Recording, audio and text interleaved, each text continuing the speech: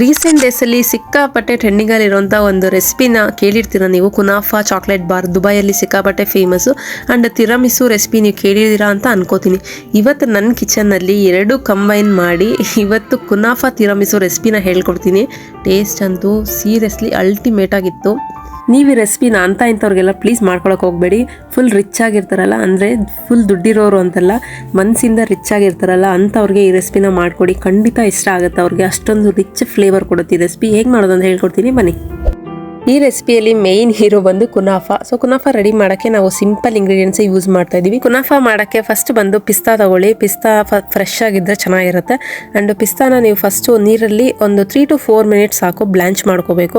3 to 4 minutes ಸಾಕು, ಅದ್ರ ಮೇಲೆ ಜಾಸ್ತಿ ಮಾಡ್ಕೊಳಕ್ಕೆ ಹೋಗ್ಬೇಡಿ, ಮೆತ್ತಗಾಗ್ಬಿಡುತ್ತೆ. ಈಗ ನೆಕ್ಸ್ಟ್ ಇಂಗ್ರೀಡಿಯೆಂಟ್ ಬಂದು ವೈಟ್ ಚಾಕ್ಲೇಟು. ಇದು ನೀವು ಚಾಕ್ಲೇಟ್ ಚಿಪ್ಸ್ ಆದ್ರೂ ತೊಗೋಬೋದು ಅಥವಾ ಚಾಕ್ಲೇಟ್ ಬಾರ್ ಬರುತ್ತಲ್ಲ ವೈಟ್ ಚಾಕ್ಲೇಟು, ಅದಾದರೂ ತೊಗೋಬೋದು. ಸೊ ಇಟ್ ಡಸಂಟ್ ಮ್ಯಾಟರ್, ಯಾವುದಾದ್ರೂ ತೊಗೊಳ್ಳಿ. ಈಗ ವೈಟ್ ಚಾಕ್ಲೇಟ್ನ 30 to 40 ಸೆಕೆಂಡ್ಸ್ ಸಾಕು ಮೈಕ್ರೋ ಓವನಲ್ಲಿಟ್ಟು ಮೆಲ್ಟ್ ಮಾಡ್ಕೊಳ್ಳಿ. ನಾವೀಗ ಸಿಂಪಲ್ಲು ಪಿಸ್ತಾ ಮತ್ತು ವೈಟ್ ಚಾಕ್ಲೇಟ್ ತೊಗೊಂಡಿರ್ತೀವಲ್ಲ ಅದನ್ನು ಫುಲ್ ಫೈನ್ ಪೇಸ್ಟ್ ಮಾಡಿಟ್ಕೋಬೇಕು. ಕೋರ್ಸ್ ಪೇಸ್ಟ್ ಎಲ್ಲ ಮಾಡಬಾರ್ದು, ಫುಲ್ ಫ್ಲೋಯಿ ಕನ್ಸಿಸ್ಟೆನ್ಸಿ ಇರಬೇಕು. ಹಾಗಾಗಿ ಸ್ವಲ್ಪ ಹಾಲು ಹಾಕ್ಕೊಂಡು ಫ್ಲೋಯಿ ಕನ್ಸಿಸ್ಟೆನ್ಸಿಯಲ್ಲಿ ಅದನ್ನ ಗ್ರೈಂಡ್ ಮಾಡಿ ತೊಗೊಳ್ಳಿ. ನೋಡ್ತಾ ಇದ್ದೀರಲ್ಲ ನೀವು ವಿಡಿಯೋಲಿ, ಈ ಥರ ಟೆಕ್ಸ್ಚರ್ ಇದ್ದರೆ ಸಾಕು. ಸೆಕೆಂಡ್ ಸ್ಟೆಪ್ ಬಂದು ಕ್ರೀಮ್ನ ರೆಡಿ ಮಾಡ್ಕೊಳ್ಳೋದು. ಹೇಗೆ ರೆಡಿ ಮಾಡ್ಕೊಳ್ಳೋದು ಅಂತ ಹೇಳ್ತೀನಿ. ಫಸ್ಟ್ ಒಂದು ಗ್ಲಾಸ್ ಬೌಲ್ಗೆ ಒಂದು 500 ml ಆಗೋಷ್ಟು ಹೆವಿ ಕ್ರೀಮ್ ತಗೊಳ್ಳಿ, ಅಥವಾ ನೀವು ವಿಪ್ಪಿಂಗ್ ಕ್ರೀಮ್ ಬರುತ್ತಲ್ವಾ ಅದನ್ನು ತಗೋಬಹುದು. ಈಗ ಅದು ಲೈಟ್ ಪೀಕ್ಸ್ ಬರೋವರೆಗೂ ಸ್ವಲ್ಪ ಬೀಟ್ ಮಾಡ್ಕೋಬೇಕಾಗುತ್ತೆ. ನನ್ನ ಹತ್ರ ಎಲೆಕ್ಟ್ರಿಕ್ ಬೀಟರ್ ಇದೆ, ನಾನು ಅದರಲ್ಲೇ ಬೀಟ್ ಮಾಡ್ಕೋತಾ ಇದ್ದೀನಿ.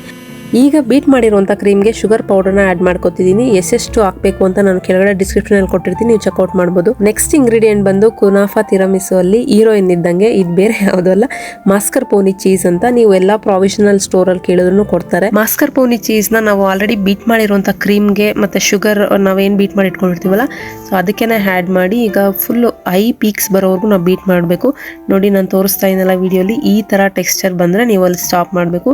ಈಗ ಪಿಸ್ತಾ ಪೇಸ್ಟು ಮತ್ತು ನಾವು ಕ್ರೀಮ್ನ ರೆಡಿ ಮಾಡಿ ಇಟ್ಕೊಂಡಿರ್ತೀವಲ್ಲ, ಎರಡನ್ನೂ ಪೈಪಿಂಗ್ ಬ್ಯಾಗ್ಸ್ಗೆ ಹಾಕ್ಕೊಂಡು ರೆಡಿ ಮಾಡಿಟ್ಕೊಳ್ಳಿ. ಬಿಕಾಸ್ ಲಾಸ್ಟಲ್ಲಿ ಲೇಯರಿಂಗ್ ಮಾಡಬೇಕಲ್ವ, ಹಾಗಾಗಿ ಈಸಿ ಆಗುತ್ತೆ ಅಂತ ನಾನು ಪೈಪಿಂಗ್ ಬ್ಯಾಗ್ ಹಾಕಿಟ್ಕೊಂಡಿದ್ದೀನಿ. ಈಗ ಒಂದು ಪ್ಯಾನ್ಗೆ ಬಟರ್ ಹಾಕ್ಕೊಂಡು, ನಿಮಗೆ ಕಟೈಫಿ ಅಂತ ಎಲ್ಲ ಪ್ರಾವಿಷನಲ್ ಸ್ಟೋರಲ್ಲೂ ಸಿಗುತ್ತೆ. ಸೇಮಿಯಾ ಅಂತಾರಲ್ವ, ಅದು ಚಿಕ್ಕದಾಗಿರುತ್ತೆ, ಫುಲ್ ಸಣ್ಣದಾಗಿರುತ್ತೆ. ಸೊ ಅದನ್ನು ಈ ಡೆಸರ್ಟ್ ರೆಸಿಪಿಗೆ ಯೂಸ್ ಮಾಡ್ತಾ ಇದ್ದೀನಿ. ಅಥವಾ ನಿಮಗೆ ಆನ್ಲೈನ್ ಅಮೆಝಾನಲ್ಲೆಲ್ಲ ಸಿಗುತ್ತೆ. ಅದನ್ನು ನೀವು ಬಟರಲ್ಲಿ ಹಾಕಿ ಒಂದು 5 to 6 ನಿಮಿಷ ಲೋ ಫ್ಲೇಮಲ್ಲಿ ಫ್ರೈ ಮಾಡಿಕೊಂಡು ತೊಗೊಳ್ಬೇಕು. ನಿಮ್ಗೆ ಬಾಯಿಗೆ ಹಾಕ್ಕೊಂಡ್ರೆ ಕ್ರಂಚಿ ಆಗಿರಬೇಕು, ಈ ಥರ ಇದ್ರೆ ಸಾಕು. ಈ ಡೆಸರ್ಟ್ಗೆ ಟ್ವಿಸ್ಟ್ ಆ್ಯಂಡ್ ಟರ್ನ್ ಇರೋದು ಇಲ್ಲೇ. ಏನಪ್ಪ ಅಂದರೆ 500 ml ಆಗೋಷ್ಟು ಮಿಲ್ಕ್ ತಗೊಳ್ಳಿ. ಅದಕ್ಕೆ ನೀವು ಇನ್ಸ್ಟೆಂಟ್ ಕಾಫಿ ಬ್ರೂ ಆದರೂ ತೊಗೋಬೋದು, ಅಥವಾ ಸನ್ರೈಸ್ ವಾಟ್ ಎವರ್ ಬ್ರ್ಯಾಂಡ್ ನಿಮಗೆ ಚಾಯ್ಸ್ ಅದು. ಹಾಲು ಕಾಫಿ ಪುಡಿ ಎರಡು ಮಿಕ್ಸ್ ಮಾಡಿಕೊಂಡು ಸೈಡ್ಗೆ ಇಟ್ಕೊಳ್ಳಿ. ಆಮೇಲೆ ಲೇಯರಿಂಗ್ಗೆ ಯೂಸ್ ಆಗುತ್ತೆ ಇದು. ಇವಾಗ ಬಂದು ಲೇಡಿ ಫಿಂಗರ್ಸ್ ಅಂತ, ಇದು ನಿಮಗೆ ತಿರಾಮಿಸುಗಂತಾನೆ ಮಾಡಿಟ್ಟಿರ್ತಾರೆ. ಸೇಮ್ ಬಿಸ್ಕೆಟ್ ಥರ ಇರುತ್ತೆ. ಇದು ನಿಮಗೆಲ್ಲ ಸ್ಟೋರ್ಸಲ್ಲೂ ಸಿಗುತ್ತೆ, ಅವೈಲೇಬಲ್ ಇರುತ್ತೆ. ಇನ್ಕೆ ಸಿಕ್ಕಿಲ್ಲ ಅಂದರೆ ಅಮೆಝಾನ್ ಆನ್ಲೈನಲ್ಲಿ ನೀವು ನೋಡ್ಬೋದು. ಈಗ ಬಂದು ಲೇಡಿ ಫಿಂಗರ್ಸ್ನ ಒಂದೊಂದಾಗೆ ತೊಗೊಂಡು ನಾವು ಕಾಫಿ ಮತ್ತು ಮಿಲ್ಕ್ ಡಿಕಾಷನ್ ರೆಡಿ ಮಾಡಿ ಇಟ್ಕೊಳ್ತೀವಲ್ಲ, ಅದರಲ್ಲಿ ಜಸ್ಟ್ ಒಂದು 10 seconds ಡಿಪ್ ಮಾಡಿ ತೊಗೊಳ್ಳಿ ಲೇಡಿ ಫಿಂಗರ್ನ. ಜಾಸ್ತಿ ಡಿಪ್ ಮಾಡೋಕೆ ಹೋಗ್ಬೇಡಿ, ಸಾಗಿ ಆಗಿಬಿಡುತ್ತೆ. ಡಿಪ್ ಮಾಡಿರೋಂಥ ಲೇಡಿ ಫಿಂಗರ್ನ ನೀವು ಯಾವುದಾದ್ರೂ ಗ್ಲಾಸ್ ಬೌಲು ಅಥವಾ ಈ ಥರ ಫಾಯಿಲ್ಡ್ ಬೌಲ್ ತೊಗೊಂಡು ಒಂದೊಂದಾಗೆ ಜೋಡಿಸ್ಕೊಂಡು ಬನ್ನಿ ಪಕ್ಕ. ನಾನು ವಿಡಿಯೋಲಿ ತೋರಿಸ್ತಾ ಇದ್ದೀನಲ್ಲ, ಸೇಮ್ ಅದೇ ರೀತಿನೇ. ಫಸ್ಟ್ ಲೇಯರ್ ಬಂದು ಲೇಡಿ ಫಿಂಗರ್ನ ಜೋಡಿಸಿ, ನೆಕ್ಸ್ಟ್ ಲೇಯರ್ ಬಂದು ನಾವು ಕ್ರೀಮ್ ಚೀಸ್ ರೆಡಿ ಮಾಡಿ ಇಟ್ಕೊಂಡಿರ್ತೀವಲ್ಲ ಅದು ಫುಲ್ಲಾಗಿ ಫಿಲ್ ಮಾಡಿ, ನೆಕ್ಸ್ಟ್ ಲೇಯರ್ ಬಂದು ಪಿಸ್ತಾದ ಪೇಸ್ಟ್ ರೆಡಿ ಮಾಡಿ ಇಟ್ಕೊಳ್ತೀವಲ್ಲ ಅದನ್ನ ಕ್ರೀಮ್ ಚೀಸ್ ಮೇಲೆ ಹಾಕಿ, ಅಂಡ್ ನೆಕ್ಸ್ಟ್ ಲೇಯರ್ ಬಂದು ಇದೆ ಸಖತ್ತಾಗಿರುತ್ತೆ, ಕ್ರಂಚಿಯಾಗಿ. ನಾವು ಬಟರಲ್ಲಿ ಕಟೈಫಿನ ರೋಸ್ಟ್ ಮಾಡಿ ಇಟ್ಕೊಂಡಿರ್ತೀವಲ್ಲ ಅದನ್ನು ಒಂದು layer hockey, and next last layer ಬಂದು ಪಿಸ್ತಾನ ಸಣ್ಣದಾಗಿ ಕ್ರಶ್ ಮಾಡಿ ಇಟ್ಕೊಂಡಿರೋಂಥ ಪಿಸ್ತಾನ ಅದ್ರ ಮೇಲೆ ಹಾಕಿ ಬಾಯಿ ಸಿಗ್ತಾ ಇರುತ್ತೆ, ಸಖತ್ತಾಗಿರುತ್ತೆ. ಸೇಮ್ ಪ್ರಾಸೆಸ್ನ 3 ಲೇಯರ್ಗೆ ರಿಪೀಟ್ ಮಾಡಿ. ಅಂಡ್ ನಿಮಗೆ ಕಾಫಿ ತುಂಬ ಇಷ್ಟ ಆಯಿತು ಅಂತಂದರೆ ನೀವು ಮಧ್ಯ ಕಾಫಿ ಪೌಡರ್ನ ಡಸ್ಟ್ ಮಾಡ್ಕೋಬೋದು, ಅದು ಟೇಸ್ಟ್ ಸಖತ್ ಎನ್ಹಾನ್ಸ್ ಆಗುತ್ತೆ. 3 ಲೇಯರ್ಸ್ ಕಂಪ್ಲೀಟ್ ಮಾಡಿದಾದ್ಮೇಲೆ ಹಂಗೆ ಕೈ ಹಾಕಿ ತಿನ್ನಕ್ಕೆ ಹೋಗಬೇಡಿ. 1 day ಕಂಪ್ಲೀಟ್ ಆಗಿ ಅದನ್ನ ರೆಫ್ರಿಜರೇಟ್ ಮಾಡಬೇಕು. 6.5 hours later.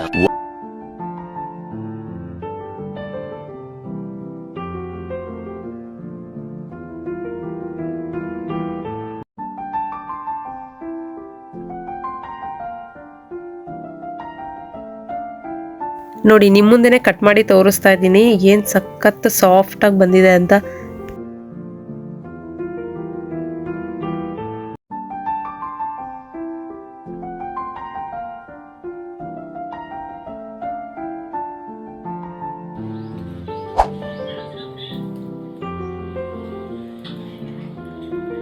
ಏನು ಇಷ್ಟ ಆಯ್ತಾ ರೆಸಿಪಿ? ಇಷ್ಟ ಆಗಿದ್ರೆ ಲೈಕ್ ಮಾಡೋದನ್ನ ಮರಿಬೇಡಿ. Thank you so much for watching.